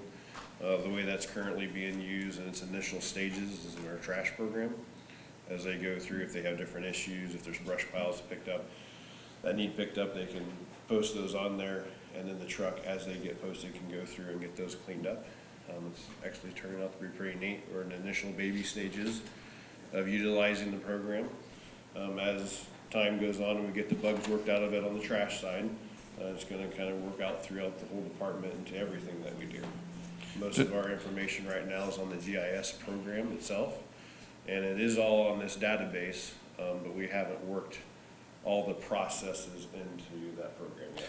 This is a great example of how fiber that the city has invested in, and a server here in this building is going to impact our departments and our citizens, performance of the department job, and improve response to the citizens. This asset management program is going to be huge, and as Jeff mentioned, we're kind of crawling a little bit as we continue to work through this, but I know you guys are very excited about this, as well as wastewater and the ability to manage every asset that we need in the community, including our citizens. You know, there's a lot of assets that we haven't been able to track in the past. Roads is an easy one. But you have sidewalks, you have each trash can, you have trees, you have, all these things out there that we can collect as assets and have data on. And so when we go, what's our value, how much money do we really have out there? In some ways, we don't really have a good answer, because we don't know. It's been there, we know we have this many things, but with this program, it's gonna let us know exactly where we're at, what condition those are, how much money we have, the need to fix it to get it up to an acceptable rating, just like the roads, and that goes with everything. Where a tree is at in its life cycle, when it needs to come down, how many years until we need to replace it again. Sort of downtown, we're working on dealing with some of that. So this program is gonna kind of work into every facet of our organization through the city, through wastewater, through building and plan, and it ties us all together. So it's a very neat thing. Utility services up for 4%, repairs and maintenance 16%. Biggest increase on that is the traffic signal heads that we're working on replacing. The first one this year is going to be here at Buffalo and Center Street. It is up $50,000 more than estimated when the bid came in. So I went ahead and threw that increase in for next year. We're hoping to it's either going to be Lake and Center or Indiana and Center. It's going to be one of those two. Will be the next ones on the list to try to get updated, so that's why that increase was there. Rentals is up 25%. As the equipment is aging, and we'll get to that later, you'll see it is quite high. But there are quite a few things we need to get replaced. Rental is a great way to do that for those things that you don't necessarily use in all months of the year. We rented, for example, this year an extra mini hoe. We don't need 2 of them during the winter, but during the summer we use them both. So there's different parts and pieces of equipment that we are using during summer months. That's why we'd rather rent those, keep them new, we can switch them out every year, and then not have that asset just sitting in the garage collecting dust all winter long. Debt services, does yours say 100%? Should say 0. There is no change for that. On the percentage, it's for our radios, just like everybody else. Next year's our last payment. Other services and charges is down 8%. Mainly that was because of a recycling contract came in less than what we had budgeted for the year before, which is a great thing. So that was that reduction. Now that's a set price, so we know exactly where we're going to be at for the next few years. So total increase 5.9%. Capital outlays. Just go ahead and start off with it. 108% increase we have in that. That includes 2 single plow trucks, $200,000 a piece. That's what we've been in the process of working on these last 2 years. The first 2 are in and went into service this winter. The next 2 hopefully are arriving this coming week. It takes about a year, a little more to build these trucks, to get them in. So we're hoping to continue that process. We still have, so far we've been replacing older trucks. One of these new trucks will be replacing the 1989. So that's our last old one to go. The next trucks that will be disappearing hopefully, or being slid down in the fleet, will be our Sterling trucks that we have that range from an 05 to 2008. Sterling is no longer in business, and as of last year, they no longer guarantee parts. We have 8 of those trucks. So we're hoping to continue keeping them going as long as we can, and then we're gonna hopefully be able to, with your permission, continue to replace 2 a year and try to get through that. It's just part of what we do. A tack trailer and a paver. We have been paving the last 2 years. We've been using borrowed equipment, which has worked out for us and those that we've been borrowing it from, because we've been doing a little trading, which works well between us and the county. They bought a new paver, and for usage of their old paver, we work together with them to maintain it. We've been able to use it. It is a 1999, has lots of hours on it to use paver, but it's been working well. But I would like to look at going into doing our own paver, so we're not having to borrow other municipalities. So it's great to have those relationships, but I think it's something that we should be able to get our own. We've been doing a lot of work this year in the cemetery. We've repaved almost, probably 75% of the old section of the cemetery. We've repaved most all of the police department parking lot, and then we're also working in roads. Anytime you go to parking lots, cemetery, and alleys, the alley behind City Hall is an example. Nothing to do with the stenciling, but just paving. when you go into that type of work, there's a lot of handwork involved. Generally, a price per ton to have asphalt laid is say around $80 a ton. That's not counting all the other work, that's just to lay it. When they come in to do an alley or a parking lot, a minimum price is $200 a ton. And alleys like downtown when they work, I think we did one behind Rex's a few years ago, you're looking at around $400 a ton to lay that material. I can buy it right now this year for $65 a ton. We do have our labor and equipment in. You start adding that out, we are far below $400 a ton. We're not even over $100 a ton, not even close. So I do think it's something that we should look at getting into. Our guys are showing that they're very, very proficient in learning as they go through and doing what they do. We did the city paved the Mayor's Road last year. We also paved many other streets in town and alleys. Every time we do it, we're getting better. And do I ever see us paving Center Street? No, ain't gonna happen.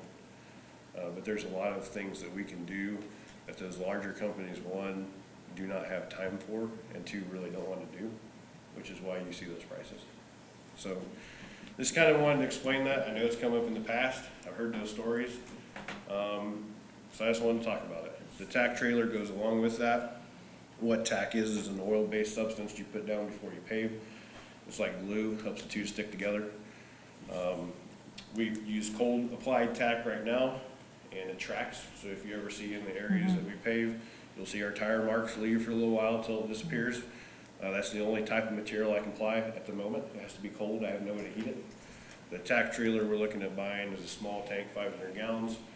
It's heatable, and it's when you spray that, within 20 minutes you can drive on it. It doesn't track anywhere, and it can set for 4 to 5 days.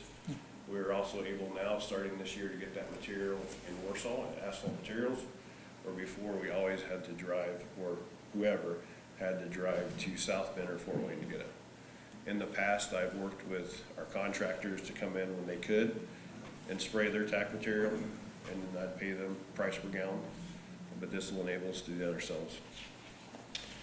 Skid loader, replacing the oldest one we have right now is 2013. Ready to get it switched over. A small loader that'd either be replacing a 1983 John Deere or a 2004 New Holland. That'd be replacing either one of those. In some ways, the New Holland, which is the newer machine, actually is having more issues than 1983. In 1983, there is no electronics, so if I can keep it feeding fuel, it'll run. I mean, there's a lot to that, some of that older stuff. You keep fuel to it, it'll keep running. And then 2 pickup trucks. One would be an 02 Chevy pickup and an 08 Maroon Ford, which the bed is no longer connected to the body. So that is an increase of 108%. Any questions on that? Just a comment, Jeff, kind of like Cindy received a comment, I received a comment from someone that they could not believe the quality of work that the pavers are doing. They said, I cannot believe that a city this size has a skilled crew like that can turn out a road like that. So kudos to the guys. That the person was very amazed coming into our community and seeing what we could do on our own.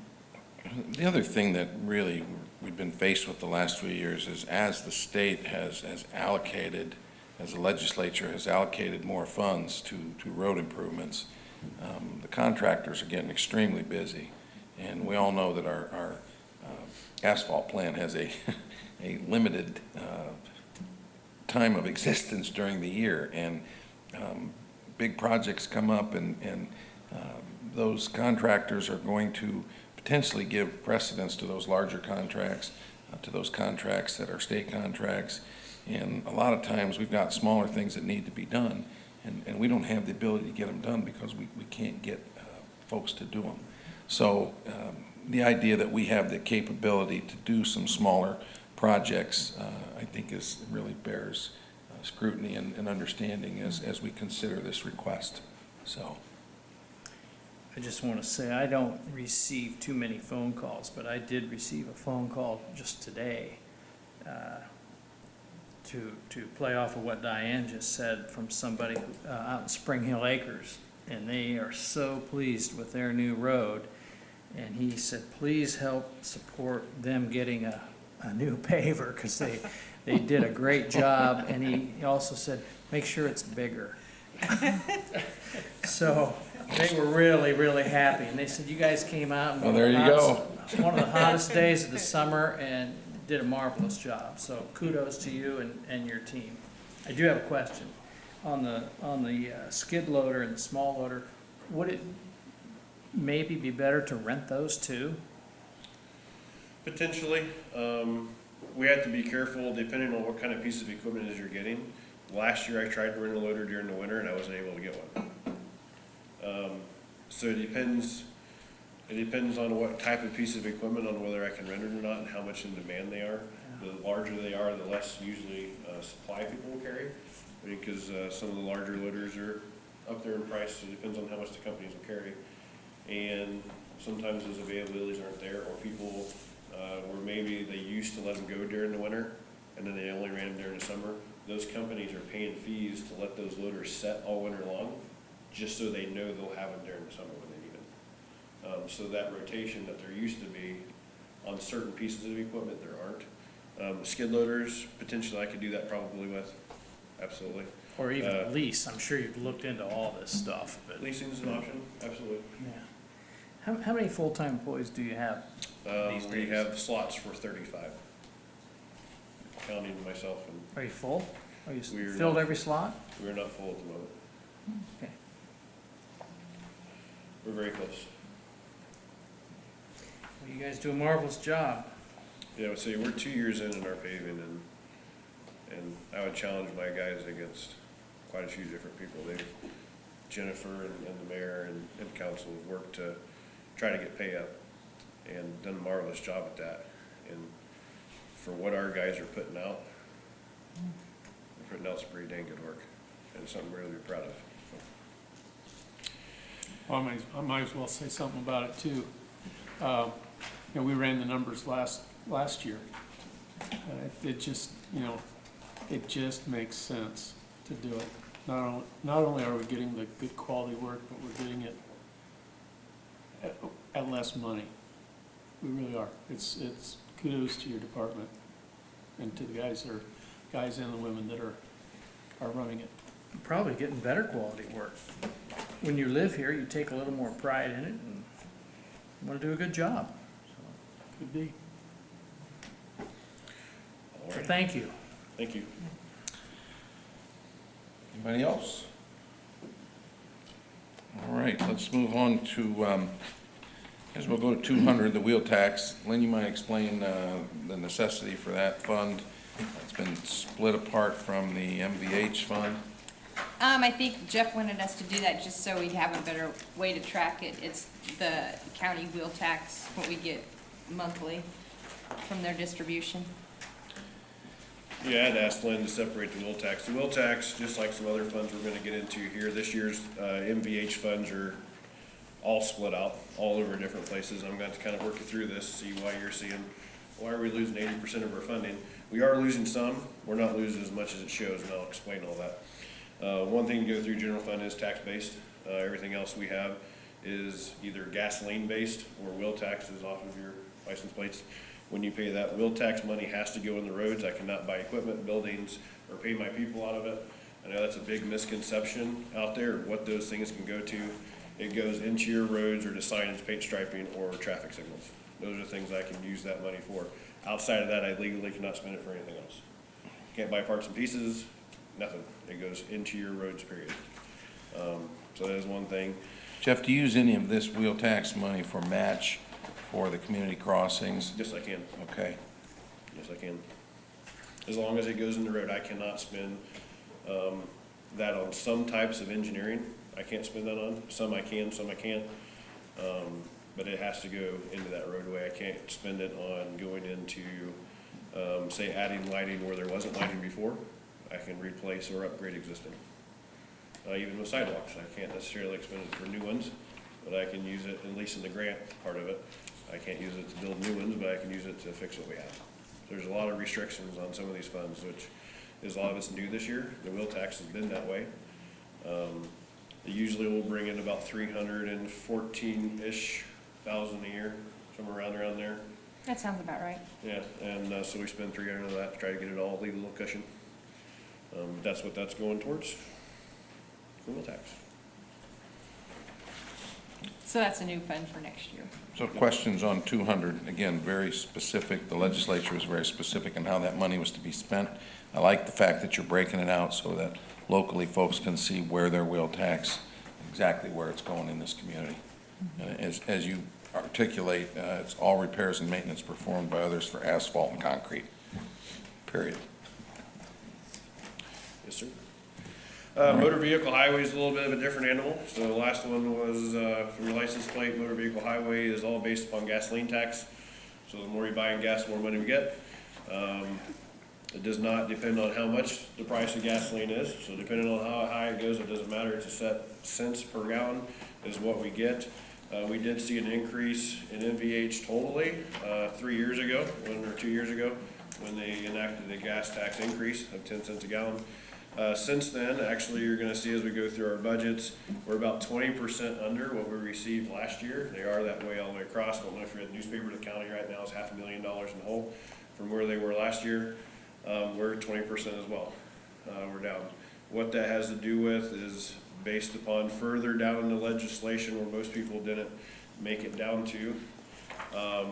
The percentages of money that cities, towns, counties were gonna receive actually reduces, and it starts going back to the state, and it's gonna help fund their major moves, stuff that they have going on, which is a frustrating thing for us, but, you know, we all drive those roads as well, and it is what it is. So you are gonna see that reflected in the budgets, that there's about 20%-ish or more increase overall in these budgets. So operating supplies, $180,000 from last year, and this is in the motor vehicle regular budget. Motor vehicle highway's been split in two. If I get $10 in, the way it is now, you're gonna see a motor vehicle highway restricted fund that they made us do. It has this whole other set of rules and regulations that took effect this year. So this is half of the money that I get in from MVH. It gets split down the line, Lynn takes it, splits it off right from the bat. I cannot drag money out of my restricted fund into this. So I cannot pay for, and now this fund I can, the restricted when we get to it, I can't buy salt, I can't buy patch material. The only thing I can do is build roads, which is a really, in some ways, bad thing. Because half of what we do in the year is lost now. So none of my funds that come in out of that restricted can be used for any of those type of winter maintenance activities. So working down through operating road salt and ice, I had 105 in last year, have 180 in this year. I think salt's gonna be higher because quite a bit got used around the nation last year, so $71. We should be finding out here any day now what our price is gonna be. We lock it in through the state. That kind of guarantees us our salt amount. They're up to 100% of our tonnage, or 120% of the tonnage that we apply for, we can get. So we should know that amount here soon. Do we still do that with the school system? Yes, ma'am. Okay. Yes, we store their salt, and then they come and take it, and we weigh it out as they go. Okay. Repair and maintenance supplies, 415, that was the money that we were using for doing some paving work, down to 30,000. And that's gonna make its way up though a little bit later, you'll see that. It's a 92% decrease. Other supplies stayed the same, safety equipment, street signs, traffic signal, total with a 55% reduction. Repairs and maintenance, 95% reduction, $1,040,000 to $50,000. So a total reduction for this budget of negative 81%. Say that's just because money's been moved, plus 20% less money coming in. Okay?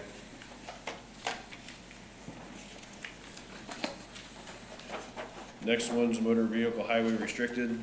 That's the fund I told you can't be used for anything building roads. That's why you see that in the operating budget. There is no line item for that. Any type of wintertime maintenance, there's nothing there. So repair and maintenance supplies into road. I can't buy patch material, but I can buy hot mix with it. It makes no sense to me. They're trying to fight it down to the state. You know, people in Indianapolis a lot of times make these decisions and forget about the northern half that deal with this, and so there's a lot of people trying to fight this. We'll see where it ends up maybe at the end of the year. Other supplies and maintenance is nothing. Repairs and maintenance under 360s is 250,000 total. $100 for repair and maintenance, and $150,000 for traffic signals. There's another $150,000 in our main budget, so Joe had asked us to split it in half and half. Total $300,000 for that budget. And then we're on to local road and street. It's 203. Oh, I'm sorry. 202. Sorry, 202. I was ahead by one budget, sorry. Local road and street has not been affected by that 20% reduction. Say there's this giant formula, if you ever go to LTAP classes, they have this bead class that they do, and it's a really good visual presentation on how all your gas tax money works. But this has not been affected in that formula by that 20% reduction so far. So we're holding the line at the moment with our road and repair maintenance, that's us doing the paving, so 100,000, and then repairs and maintenance, I did bump it up 50 within LRS to have a 20% increase, which took us up to 250,000.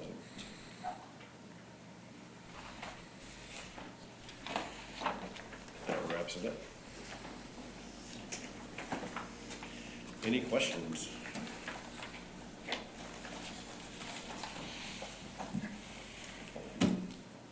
Thank you for your time. All right, thanks, Jeff.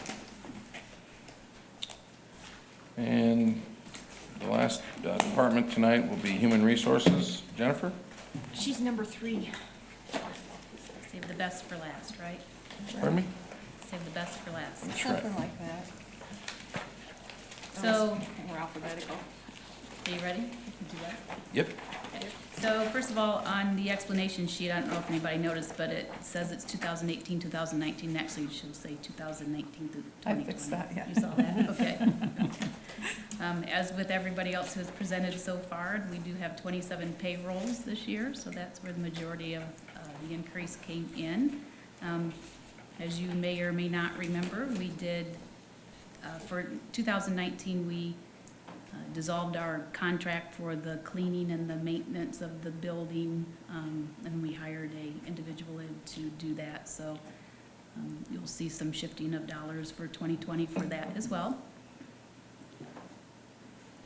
Probably the biggest increase in that would be the perf, because I did not budget for it for 19 when we crossed over, but been having to transfer money into that account to cover that.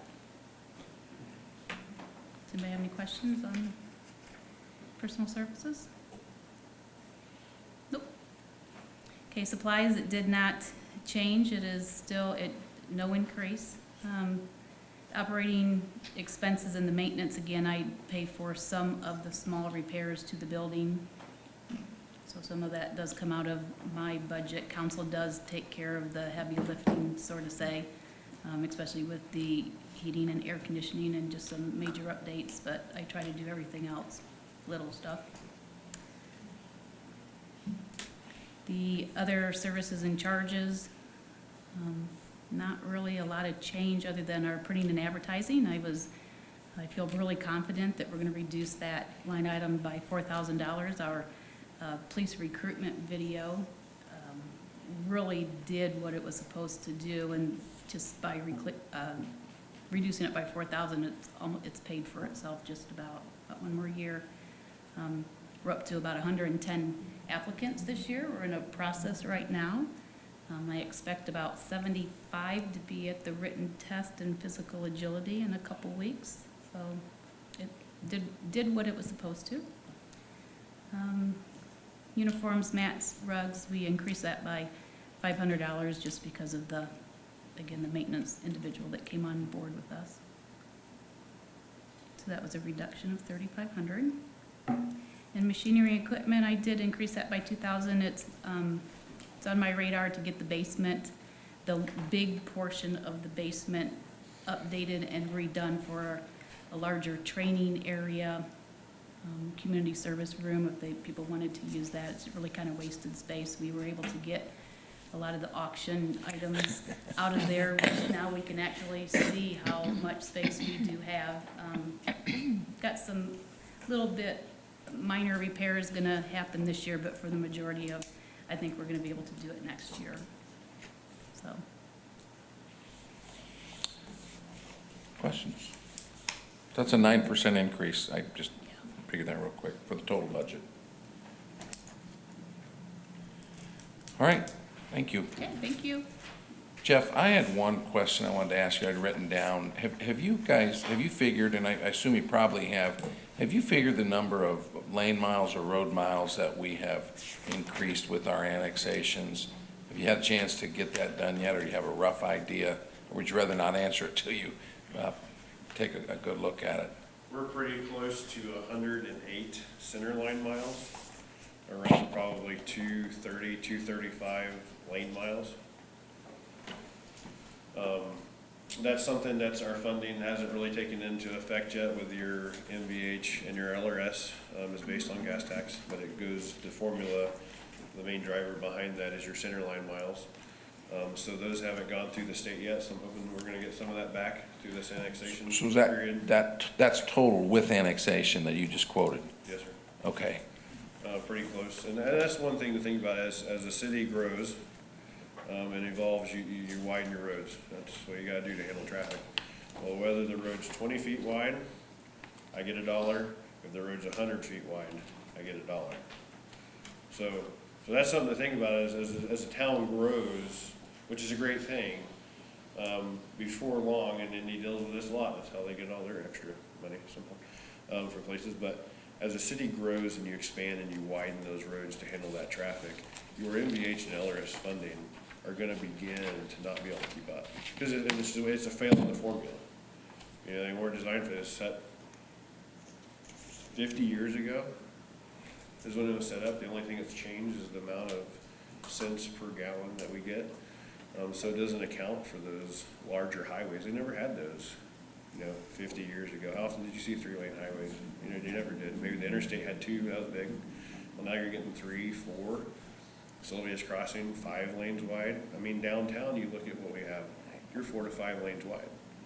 And so, that same money that I'm getting for a 20-foot wide road and subdivision is the same money I'm trying to fix these roads with. So that's just something to keep in mind as we go through, and hopefully here in the near future, I'll be able to share with you our updated PACER ratings and how much money we have and how much money we need. And that's where that starts to play out, because all your road maintenance is based on lane miles, not center line miles. And so then that disparity all of a sudden is gonna show itself. And that's one thing to think about as you start growing and these things come up, is how you get paid and where that funding comes from and how it's accounted for and how it's gonna change in the future. So I'd certainly like to know what the increase was with the annexations. If you could figure that out, and maybe just let me know, and we'll pass that along. Sir? All right, thank you so much. All right, any further questions of any department heads that are still here? All right, any items to be carried forward? I have one, kind of an update on looking at the council attorney situation. I was able to talk with the IACT attorney at length, so I think I have a pretty good grasp on what assistance we can actually get through IACT. And she also gave me some helpful suggestions for the qualifications to look for in an attorney and how to set up a contract. And so I think we're ready to convene the task force. And so far, I've only heard from Mike and Ron as far as being interested in being on that task force. So I would be glad to then join you to make 3 if that's acceptable to the council. I didn't know if, want to make sure you guys were still interested, and whether or not there was anybody that did not contact me. Okay, well then I will convene a meeting then with the 3 of us. I'll share what I've learned. You can share the data that you've collected, and we can get ready to go further than to bring that to the council. I don't want to do it during budget, so I thought it would be during September that we would try to do that then. Bring that, some things before you for some consideration. The IACT attorney thought that there could be some instances that it would be a good idea to have a council attorney. And so it seems like it would be prudent to go ahead and pursue that then at this point. So with council consensus. Even on the bottom of their hoping- communications, it says you cannot use this for legal counsel and refers you to the city attorney. Mhm. So they're not in a position to do Right. what we might To need. give a legal opinion, Yeah. yes. So, okay. All right, well, we'll proceed with that. I think Cindy, maybe you have a little bit of an update as to what you're working with the not-for-profits. With the not-for-profits, yes. I've been going through them. I know Ron's been going through them. We're kind of waiting for Jeff to get back, but I think we're hoping that at the next council meeting, we'll have at least a rough idea to share with everyone. And I've had a few of the people contact me, and so I have shared with them that hopefully by the end of August, we'll have something together. We had several phone calls today, because there were several that were wondering when they were supposed to present their Yeah, that's what I've had stuff people to the contact council. me. There might be a couple we will Talk And that's to, what I we think. told them. Yeah, that's what I've been telling too. So for the most part, they won't have to do a presentation, right? Right, Right. right. All right. And I Public think, comments? Mayor, you had asked, did you have a date that you wanted to convene the utility task force? We do have that in place, but I didn't know. I know we got a report in May, but I don't think we have half a year's worth of data yet, do we? Oh, we should be getting that in by maybe the end of August or so. They were I don't just think you here need to last delay week. it.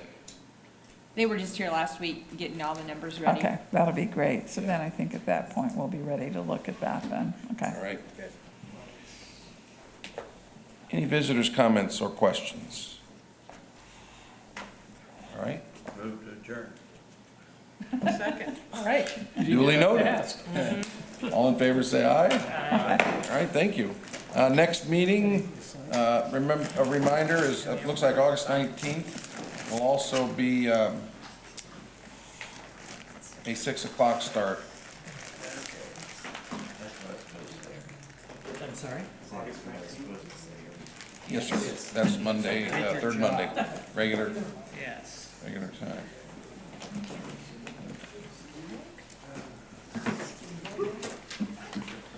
All right.